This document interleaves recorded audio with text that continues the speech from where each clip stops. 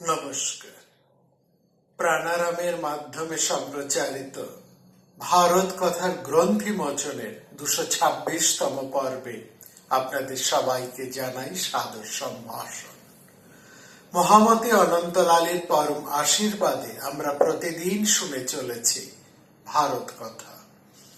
ভারত কথার গত পর্ব হতে আমরা শুনছি মহর্ষি উদ্দালক পুত্র শ্বেতকেতু এবং কোহর পুত্র মহর্ষি অষ্টাবক্র মুনির কথা।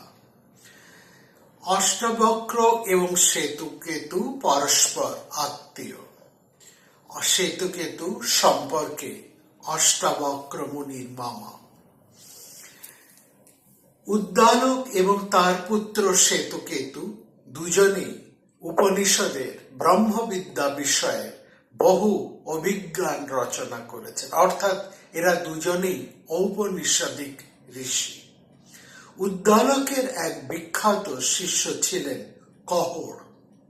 তিনি গুরুর কাছে শিক্ষা লাভ করতে এসে আর ফিরে যাননি তার গৃহে পিতামাতার কাছে। ব্রহ্মচারী অবস্থাতেই তিনি থেকে গেছেন গুরু উদ্দালকের কাছে। যখন তার বিদ্যা সম্পূর্ণ হয়, তার উপর পরম সন্তুষ্ট গুরু ঋষি উদ্দালক নিজের মেয়ে সুজাতার সাথে বিবাহ দেন কহোরের। কহোর বিবাহ করেন সুজাতাকে, কিন্তু কহোর সংসার নির্বাহের জন্য কোন রকম অর্থ উপার্জনের চেষ্টাই করেননি। তিনি তার গুরুর আশ্রমে থেকে গেলেন এবং সেখানেই নিরন্তর বিদ্যা চর্চায় নিজেকে ব্যাপৃত রাখলেন। এদিকে সুজাতার গর্ভ সঞ্চার হল। দিনে দিনে তার গর্ভে শিশুপুত্র বড় হয়ে আরম্ভ করল। পুত্র যখন সুজাতা এবং কহোরের পুত্র যখন খুবই ছোট, তখন এই যে আশ্রমিক একটা বাতাবরণের মধ্যে শিশুটির ভূমিষ্ঠ হওয়া, বেড়ে ওঠা, সেখানে শিশুটি প্রতিদিনই মার গর্ভে থাকাকালীন অবস্থা হতেই বেদপাঠ শুনে শুনেই সে জন্ম নেয় এবং শিশু অবস্থা হতে বড় হতে থাকে। পিতার বেদপাঠ, অন্যান্য ঋষি মুনিদের বেদপাঠ, শিষ্যদের বেদপাঠ, তার কানে নিরন্তর বেদধ্বনি সবসময় বর্ষিত হতে থাকে।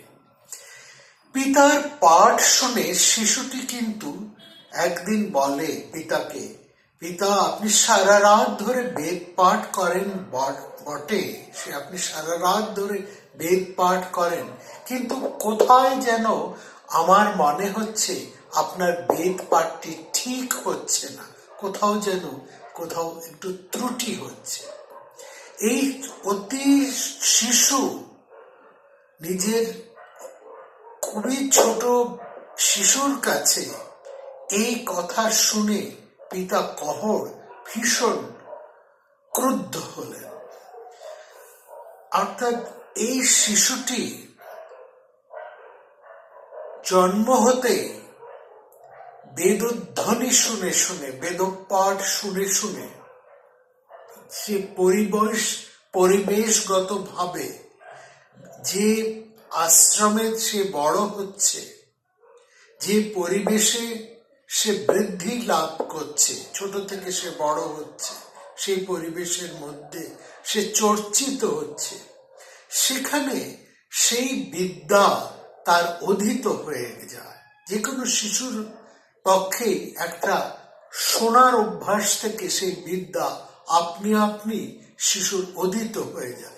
বিশেষ করে সেই শিশু যদি জন্ম হতেই একটু প্রতিভা নিয়ে জন্মায়, কোনো বিশেষ ধরনের প্রতিভা নিয়ে জন্মায়, তাহলে সেই শিশুর পক্ষে পরিবেশের একটা ফল কাজ তো করেই, এমনকি সর্বক্ষণ বেদ পাঠ শুনতে শুনতে পাঠের শুদ্ধি অশুদ্ধি বোঝার ক্ষমতাও অনেক শিশু অবস্থা হতেই তার মধ্যে তৈরি হয়ে যায়। এবং ঠিক সেখান থেকে শিশুটি তার পিতাকে বলেন যে আপনি সারা রাত ধরে বেদ পাঠ করছেন বটে, কিন্তু আমার মনে হয় এই বেদ পাঠটার কোথাও ত্রুটি থেকে যাচ্ছে।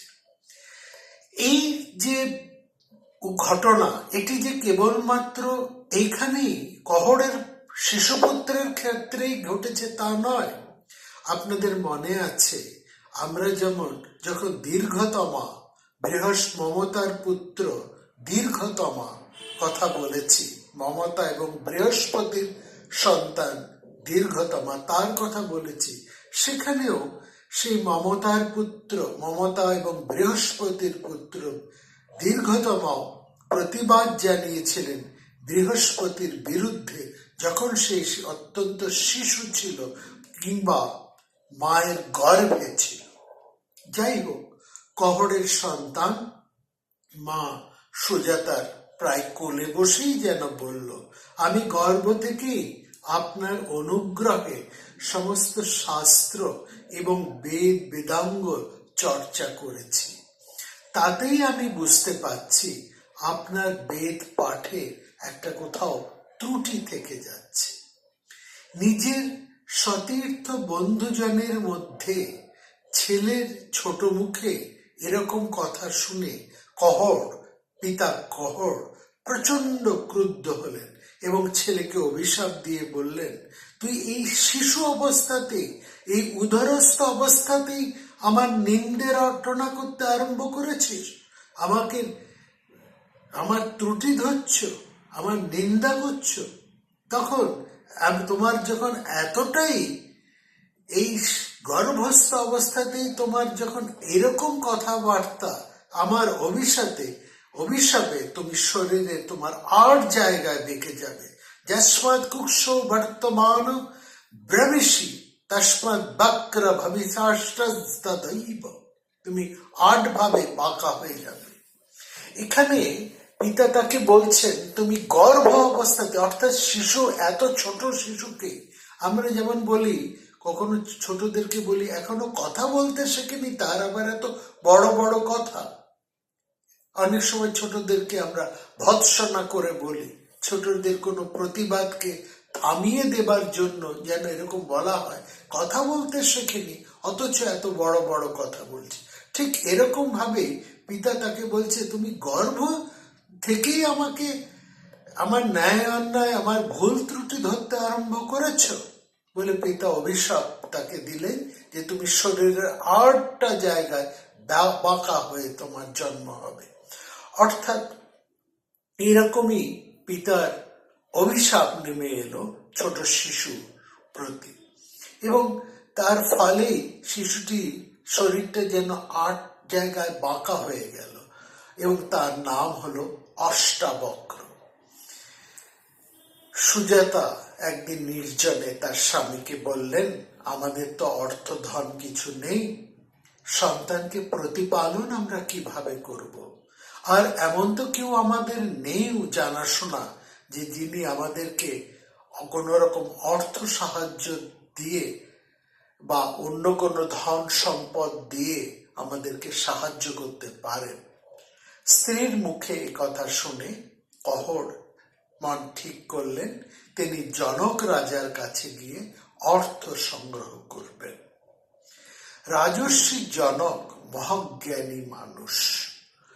এই জনকের কথা যখন উঠল, তখন আমাদের এই জনক সম্পর্কে 2-4টি কথা বলতেই হয়।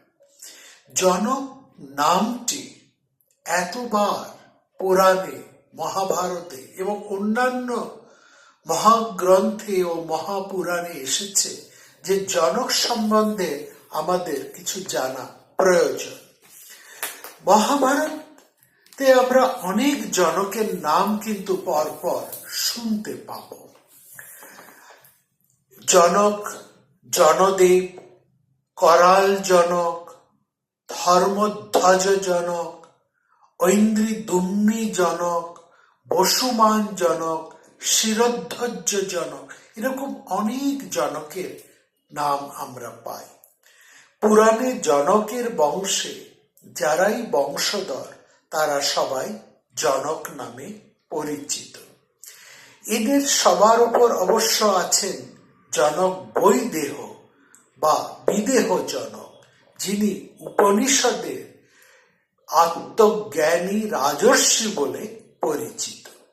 বিদেহ বংশ জনক নামে প্রসিদ্ধ রাজারা প্রায় সবাই পরম জ্ঞানী ব্রহ্মজ্ঞ হিসেবে প্রসিদ্ধ, এবং এরা জনক নামে পরিচিত হলেও যেহেতু এদের প্রত্যেকের আলাদা আলাদা নাম, পরিচয় এবং অস্তিত্ব খুঁজে পাওয়া যায়, সেজন্য আমরা কয়েকজন জনকের নাম এবং পরিচয় একটু দেখে নিতে চাই।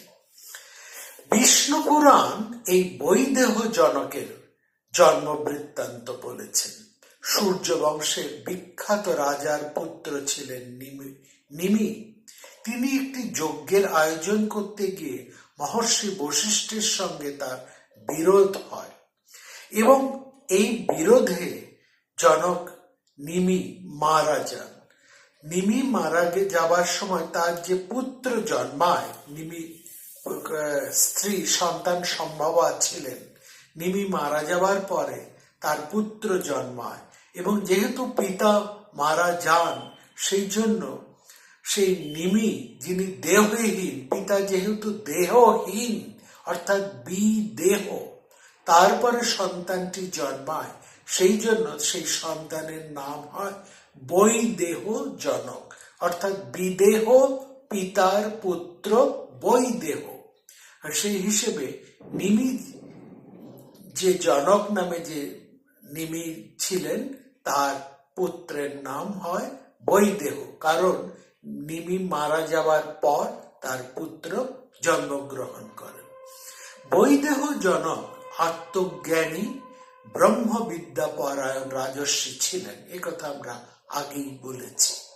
বৃহদারণ্য উপনিষদে বারবার এই বৈদেহ জনকের নানান প্রসঙ্গ এসেছে, এবং এসেছে একজন আত্মজ্ঞানী ব্রহ্মজ্ঞানের উপদেষ্টা রাজা হিসেবে। তিনি রাজা, কিন্তু তিনি রাজা এবং ক্ষত্রিয়, কিন্তু তিনি আত্মজ্ঞানী, এবং শুধু আত্মজ্ঞানী নেই, তিনি আত্মজ্ঞানী নন, তিনি বহু ঋষি এবং মুনিদেরকে এবং অন্যান্যদেরকে তিনি ব্রহ্মজ্ঞান দান করেছেন। তার কাছে অনেকেই এসে ব্রহ্মজ্ঞান লাভ করেছে।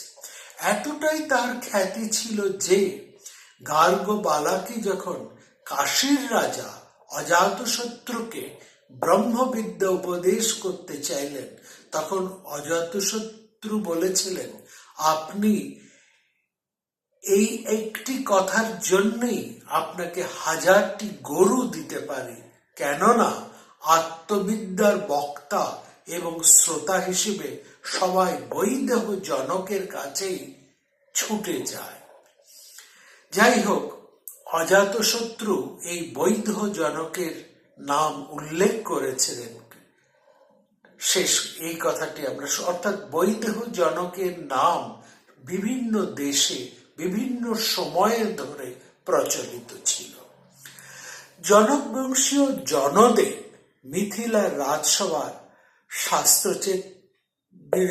জনক বংশীয় আরেক জনক জনদেব, তিনি মিথিলার রাজা ছিলেন, এবং সেই মিথিলার রাজসভায় শাস্ত্র চর্চা সে সময়ের একটা বড় প্রতিষ্ঠান বলে মান্য ছিল। অনেক বিদ্বান এবং আচার্য স্থানীয় মানুষেরা এখানে এই মিথিলায় জনদেবের আশ্রয়ে জ্ঞান বিজ্ঞানের আলোচনায় অংশগ্রহণ করতেন। রাজর্ষি জনক জনদেবের রাজসভা সব সময় শাস্ত্র বিচারে মুখরিত হয়ে থাকত। আস্তিক এবং নাস্তিক উভয় দর্শনের মহাপণ্ডিত সমানভাবে তর্ক চালিয়ে এই রাজসভাতে প্রতিষ্ঠা পেয়েছিলেন। মহাভারতের শান্তি পর্বে আমরা আরেক জনকের নাম পাই, সেই জনকের নাম ধর্মধ্বজ। এই ধর্মধ্বজের সভায় সুলভা নামে এক সিদ্ধ যোগিনীর সাথে তার কথোপকথন হয়েছিল। সেই কথোপকথন এর প্রসঙ্গ ছিল গার্হস্থ্য ধর্ম ত্যাগ না করেও মোক্ষ তত্ত্ব বা মোক্ষ তত্ত্ব সম্পর্কে কেউ অভিজ্ঞাত হতে পারেন কিনা, অর্থাৎ জানতে পারেন কিনা, অর্থাৎ গার্হস্থ্যে থেকেও, গার্হস্থ্যবাসী হয়েও কেউ মোক্ষ জ্ঞানী হতে পারেন কিনা। এই প্রশ্নের সমাধান হয়েছিল জনক সুলভা কথোপকথনে। আরেক জনকের কথা আমরা পাই, তিনি হচ্ছেন বিষ্ণু পুরাণে যে বৈদেহ বা মৈথিল জনকের বংশজাত। অর্থাৎ এই যে বৈদেহ জনকের কথা আমরা শুনেছি, তিনি যেহেতু মিথিলাবাসী, সেই জন্য তাকে অনেকে মৈথিল জনকও বলতেন। এই বংশে যারাই জন্মেছেন প্রত্যেকেই জনক নামের উপাধিটি ধারণ করে আছে এবং এদের প্রত্যেকেই আত্মানুসন্ধানের পরায়ণ ব্রহ্মজ্ঞানী রাজা। তারা প্রত্যেকেই ক্ষত্রিয় রাজা, কিন্তু তারা প্রত্যেকেই আত্মজ্ঞানী বা ব্রহ্মজ্ঞানী। এবং এই জনক বংশ কৃতি হচ্ছে, জনক কৃতি হচ্ছেন এই বংশের শেষ বংশধর। রামায়ণে সীতা যে জনকের কন্যা, সেই জনকের নাম হচ্ছে শিরধ্বজ। অর্থাৎ জনকের কন্যা জানকী বা সীতা, তার পিতার নামও জনক, তার আসল নাম শিরধ্বজ এবং তিনিও ওই বৈদেহ মৈথিলী জনকের বংশধর। সে হিসেবে তিনিও জনক নামে অভিহিত। তার নাম হচ্ছে শিরধ্বজ। তার ছোট ভাইয়ের নাম কুশধ্বজ। তাকে জনক নামে না ডাকা হলেও দশরথের পুত্র ভরত এবং শত্রুঘ্নকে তিনি কন্যা দান করেছিলেন, আর রাম এবং লক্ষ্মণকে কন্যা দান করেছিলেন শিরধ্বজ জনক। এই কয়জন জনকের নাম আমরা মোটামুটি বিভিন্ন পুরাণে, মহাকাব্যে আমরা পেয়ে থাকি। এখানে যে জনকের কথা আমরা পাচ্ছি, সেখানেও দেখছি যে রাজর্ষি জনক, তিনি বৈদেহ জনক, তিনি বিখ্যাত। অর্থাৎ এখানে যে জনকের কথা মহাভারতে আসছেন, তিনি বৈদেহ জনক। তিনি মহাজ্ঞানী মানুষ, তার অর্থ এবং প্রার্থীর অভাব নেই। অর্থাৎ তিনি যেমন বিরাট রাজা, তার যেমন সমৃদ্ধি, তার যেমন যশ, তিনি যেমন ক্ষমতা পরায়ণ, এবং তার সম্পদেরও কোনো অভাব নেই। এই সম্পদ তার দুদিক থেকে, অর্থাৎ তিনি অর্থ সম্পদে যেমন বলীয়ান, রাজ্য সম্পদে যেমন তিনি বলীয়ান এবং সমৃদ্ধ, তেমনি একইভাবে তিনি ব্রহ্মবিদ্যায়, আত্মবিদ্যাতেও তিনি পারঙ্গম। বিদ্যান, বুদ্ধিমান দার্শনিকেরা, শাস্ত্রজ্ঞানীরা, ঋষি মুনিরা সব সময় এই মহারাজ জনকের সভায় বিরাজ করতেন। কহর যখন এই জনকের সভায় উপস্থিত হয়েছেন, কহর যখন এই সভায় এসে উপস্থিত হয়েছেন, তখন একটা সেখানে নিয়ম চালু হয়েছে। বরুণ দেবের পুত্র বন্দী এই জনকের সভায় রাজপণ্ডিত বলে নিযুক্ত হয়েছিলেন। রাজপণ্ডিত পদে নিযুক্ত হয়েছিলেন বরুণ পুত্র বন্দী। তিনি বরুণ দেবের পুত্র, জলদেবতা বরুণ দেবের পুত্র। এই বন্দী মহাজ্ঞানী। কহর যখন রাজসভায় প্রবেশ করতে এলেন, বন্দী তাকে জানালেন যে তার সঙ্গে কহরকে বিচারে বসতে হবে।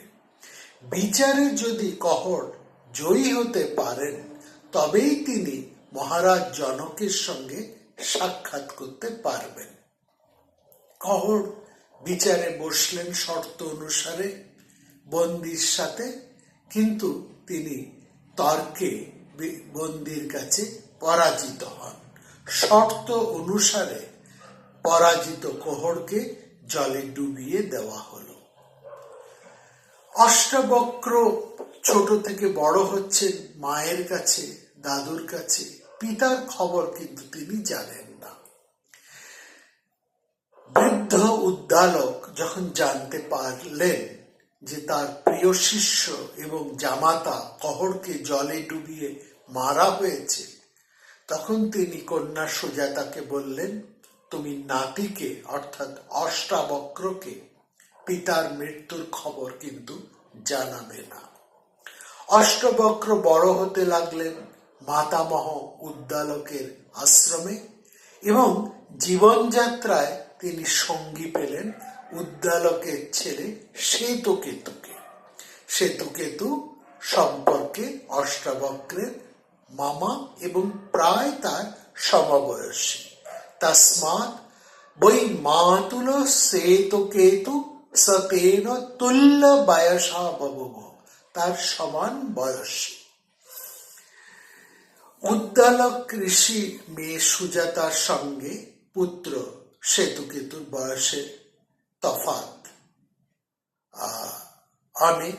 যাই হোক, কিন্তু মেয়ে এবং ছেলের মধ্যে বয়সের তফাৎ হলেও নাতি এবং ছেলের মধ্যে মহর্ষি শ্বেতকেতুর নাতি এবং তার ছেলের মধ্যে বয়সের ব্যবধান কিন্তু প্রায় কমই, প্রায় একই বয়সের দুজনে।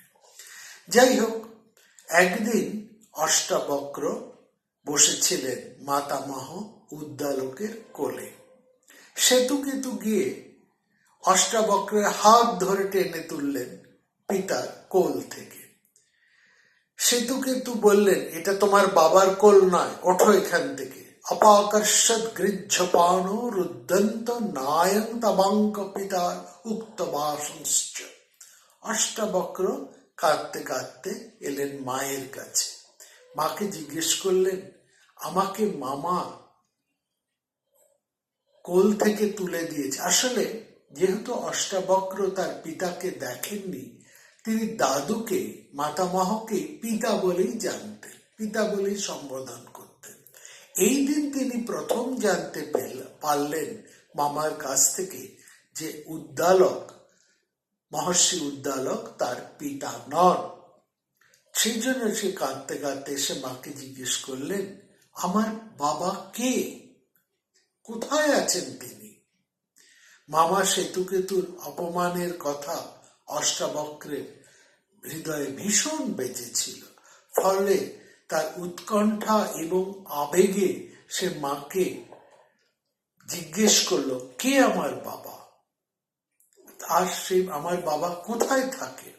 সুজাতা অনেক কষ্টে বলতে বাধ্য হলেন যে অর্থ লাভের জন্য তার পিতা জনকের সভায় গিয়েছেন। তার পিতার নাম কহড়। তিনি জনকের সভায় গিয়েছেন এবং সেখানে জনকের সভা পণ্ডিত বন্দির কাছে তর্কে পরাজিত হয়ে তাকে জলে ডুবিয়ে দেওয়া হয়েছে। অষ্টাবক্র বালক বয়সতেই বিদ্বান এবং যশস্বী ছিলেন। তিনি সমস্ত শাস্ত্রে নিপুণ ছিলেন, বেদ পারঙ্গম ছিলেন। তিনি তার সমবয়সী মামা শ্বেতকেতুর বিদ্যাবত্তার সমসাময়িক ছিলেন। যেমন শ্বেতকেতু বিদ্বান যশস্বী ছিলেন, অষ্টাবক্র ছিলেন। অর্থাৎ অষ্টাবক্র এবং শ্বেতকেতু দুজনেই উদ্দালকের অভিভাবকত্বে থেকে নানান শাস্ত্রে পণ্ডিত হয়ে উঠেছিলেন, বেদ পারঙ্গম হয়ে উঠেছিলেন। তাছাড়া অষ্টাবক্র তো জন্ম থেকেই প্রতিভাবান ছিলেন, শ্বেতকেতু সেরকমই ছিলেন। উপনিষদের আমরা শ্বেতকেতু, উদ্দালক এবং অষ্টাবক্রের অনেক কথা এবং তাদের ব্রহ্ম বিষয়ে অনেক নিহিত গুহ্য শাস্ত্র কথা জানতে পারি। যাই হোক, সব শুনে তিনি মামা শ্বেতকেতুর কাছে গিয়ে অষ্টাবক্র বললেন, মামা চলো আমরা রাজর্ষি জনকের সভায় যাই, সেখানে নাকি সব আশ্চর্য সব কাজ হচ্ছে, বিরাট বিরাট যজ্ঞ কর্ম হচ্ছে, নানান শাস্ত্রীয় বাদ বিতণ্ডা আলোচনা সেখানে চলছে। এসব শুনতে আমার ভীষণ ইচ্ছে করে। আর তাছাড়া রাজার বাড়ি বলে কথা, সেখানে গেলে আমরা কত ভালো মন্দ খেতে পাবো। চলো মামা, আমরা দুজনে সেখানে যাই। অষ্টাবক্রের মনে আসলে যে কি অভিসন্ধি সেটা মামা শ্বেতকেতু কিন্তু বুঝতে পারলেন না। কিন্তু অল্প বয়সে তিনিও তো বিদ্বান, তিনিও জনক রাজার সভায় শাস্ত্রীয় যেসব আলাপ আলোচনা হবে সেগুলো শুনলে তার শাস্ত্রীয় তর্ক বুদ্ধিও অনেক উন্নত হবে, এ কথা ভেবেই তিনি ভাগ্নের সাথে মহারাজ জনকের সভায় যাওয়ার জন্য প্রস্তুত হলেন। ওদিকে জনকের সভায় তারা যখন গিয়ে পৌঁছেছেন, সেই সময় জনকের সভার যে দাঁড়িরা তারা পথ আটকে দাঁড়ালো। তারা বলল যে না, এখানে তোমরা কেউ ঢুকতে পারবে না। তারা বারবার রাস্তার উপর রজ্জুর মানে দড়ির বাড়ি দিয়ে সবাইকে তাড়িয়ে দিতে দিতে অষ্টাবক্র এবং শ্বেতকেতুকেও রাস্তা থেকে সরিয়ে দেবার চেষ্টা করলো। শ্বেতকেতু কিন্তু কিছু বললেন না, কিন্তু রুখে দাঁড়ালেন অষ্টাবক্রমণি, বালক অষ্টাবক্রমণি। জনক রাজার দ্বারপাল যখন অষ্টাবক্রকে আটকে দিল, তখন এই যে জনক উগ্রসেন, শ্বেতকেতু বৈদেহ জনক উগ্রসেন, তিনি যখন অষ্টাবক্র এবং তার রাজসভায় গিয়ে উপস্থিত হতে চেয়েছিলেন অষ্টাবক্র এবং শ্বেতকেতু, কিন্তু উগ্রসেন জনক উগ্রসেনের সভা দাঁড়িরা তাদেরকে রাস্তায় আটকে দিল। তারা বলল যে না, তোমাদেরকে রাজার কাছে যেতে দেওয়া হবে না। অষ্টাবক্র তখন বললেন যে কোন ভদ্র রাষ্ট্রের কি এরকম নীতি হতে পারেন? পথ তো তোমাকে ছাড়তেই হবে দ্বারপাল। যত নিষেধই থাকুক, কতগুলো বিশেষ মানুষকে আগে পথ ছাড়তে হয়। তাদের মধ্যে প্রথম হলো যারা অন্ধ। অন্ধকে কখনোই রাস্তায় আটকানো যায় না। তারা রাস্তায় যদি কোনো অন্ধ থাকে, সবচাইতে প্রথমে তাদেরকে যেতে দিতে হয়। যে দেখতে পায় না তাকে তো পথ যে কোনো অবস্থার মধ্যে পথ ছেড়ে দিতে হয়। তারপরে পথ ছাড়তে হয় যারা কানে শুনতে পায় না, বধির মানুষদেরকে, কারণ এদের অঙ্গ বৈকল্য আছে। সুতরাং তারা কারো কথা শুনতে পায় না বা দেখতে পায় না, তাদেরকে কখনোই রাস্তায় আটকানো যায় না এবং সবার আগে এদেরকে পথ ছেড়ে দিতে হয়। এরপরেই পথ ছেড়ে দিতে হয় স্ত্রী লোকদের। অর্থাৎ স্ত্রী মানুষরা যদি থাকেন, তাহলে যত স্ত্রী জাতিরা রয়েছেন, স্ত্রী লোকেরা রয়েছেন, তাদেরকে এরপরেই পথ ছাড়তে হয়। অর্থাৎ লেডিস ফার্স্ট যে কথাটা আমরা এখন বলি, আমাদের প্রাচীন ভারতবর্ষে সেই রীতি কিন্তু প্রচলিত ছিল। প্রথম যাদের অঙ্গ বৈকল্য আছে, অন্ধ, বধির, এরকম যারা মানুষ, যারা হ্যান্ডিক্যাপ, তাদেরকে রাস্তা আগে ছেড়ে দিতে হয়। তারপর রাস্তা ছেড়ে দিতে হয় মেয়েদেরকে, না হলে অনভ্যস্ততা হেতু তারা পথ হারিয়ে ফেলতে পারেন। তারপর পথ ছাড়তে হয় সেই সব মানুষদেরকে যারা মাথায় ভার নিয়ে বা কাঁধে ভার নিয়ে চলছে। পথ ছাড়ার ব্যাপারে এর পর এবার অষ্টাবক্র বললেন, যারা মানি তাদেরকে পথ ছেড়ে দিতে হয়। যাদের ধরুন যদি কোনো ব্রাহ্মণ, অর্থাৎ সে সময়ের যারা মানি লোক, যারা জ্ঞানী লোক, তাদেরকে পথ ছেড়ে দিতে হবে।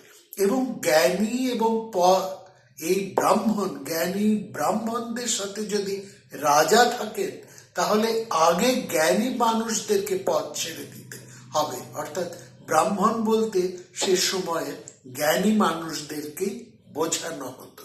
অর্থাৎ রাজা, দেশের রাজা এবং জ্ঞানী, সেই দেশের অন্যান্য জ্ঞানী পুরুষেরা, ব্রাহ্মণেরা যদি থাকেন, তাহলে রাজা নয়, স্বয়ং রাজা অপেক্ষা করবেন, আগে যাবেন জ্ঞানী পুরুষেরা, তারপর ব্রাহ্মণেরা, তারপর যাবেন রাজা। কারণ রাজাকে আগে পদ ছাড়তে হবে, কেননা রাজার রাষ্ট্রকর্ম আছে। অর্থাৎ কিন্তু রাজা এবং ব্রাহ্মণ যদি একসঙ্গে থাকেন, তাহলে আগে ব্রাহ্মণকে পদ ছাড়তে হবে, তারপর রাজাকে পদ ছাড়তে হবে। অর্থাৎ জ্ঞান, গরিমা, ত্যাগ, মহিমায় যারা বড়, তারা রাজার আগেও পথে যাবার সম্মানটুকু লাভ করবে।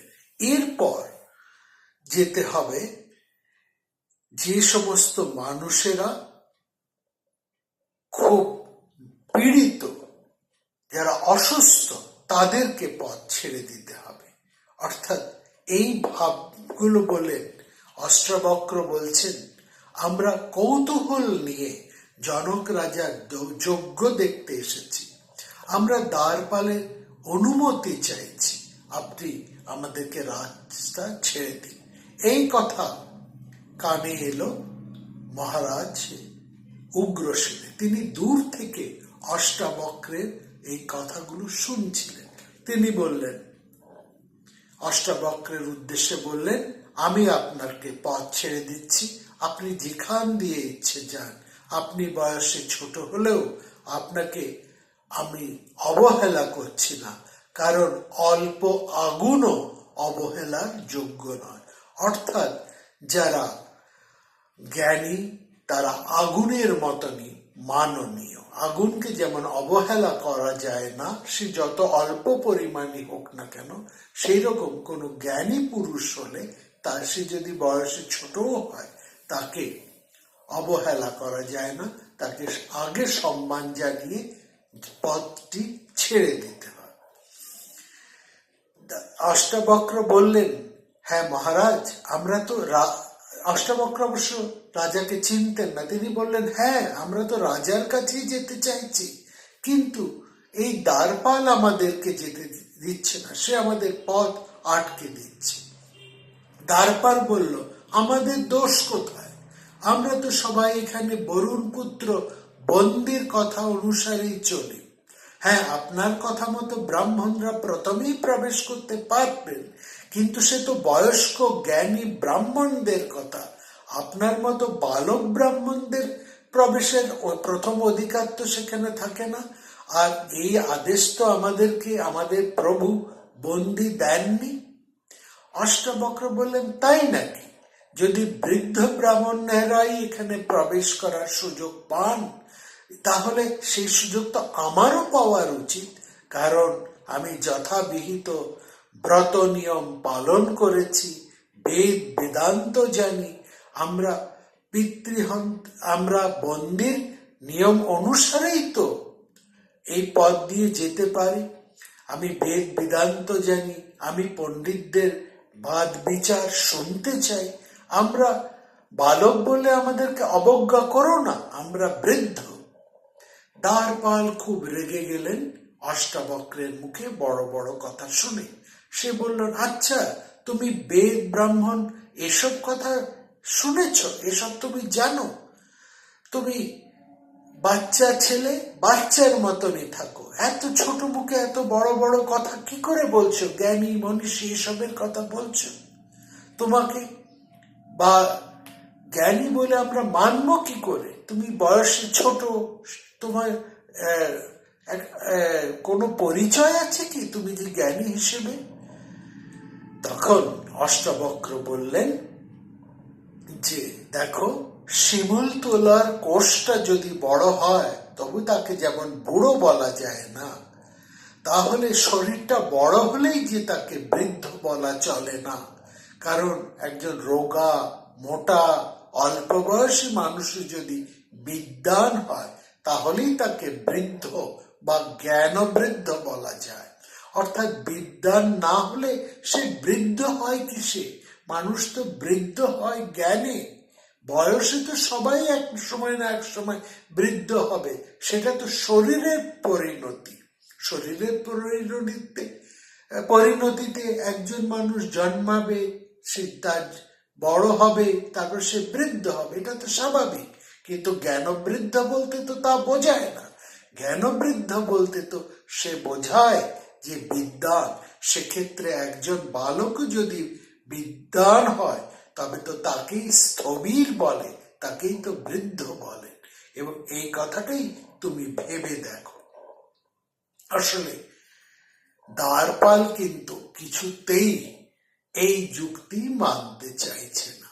এই দ্বারপালরা আসলে সেই সময় দ্বার পণ্ডিত, তারা কোনো মতেই অষ্টাবক্রকে রাস্তা ছেড়ে দেবার জন্য রাজি নয়। অষ্টাবক্র কিন্তু এক গো ধরে আছে, তিনি যাবেনই মহারাজ জনকের কাছে।